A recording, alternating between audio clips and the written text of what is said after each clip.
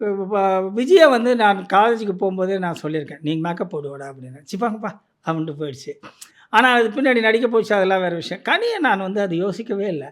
அது வெர்சடைல் அதாவது இப்போ என்னன்னா கனி வந்து ஓ குக்கு வித் கோமாளி பண்ணுது. அப்புறம் வந்து இது பிக் பாஸ் போகுது, கதை சொல்லுது, நடிக்குது. இப்படி அதனுடைய தளத்தை விரிவுபடுத்திக்கிட்டே போகுது. ஒவ்வொரு பக்கமா எது வேணுமாலும், எங்கே வேணுமாலும் நான் ஃபிட் ஆவேன்னு. அதுவும் பாராசூட்லாம் பார்த்துட்டு நான் வந்து அ நான் வேற மாரி மிரண்டுட்டேன். அது அது ஏன்னா அஸ் அ டைரக்டரா எனக்கு தெரியும். எங்கே வீக் ஆகுதுன்னு. எங்கேயுமே வீக் இல்லாம ஒரு நான் வந்து இப்போ நம்மளே ஒரு படம் எடுக்கிறோம் அப்படின்னா, எங்கெங்கெல்லாம் தப்பு பண்றோம் அப்படின்னு தெரியும்.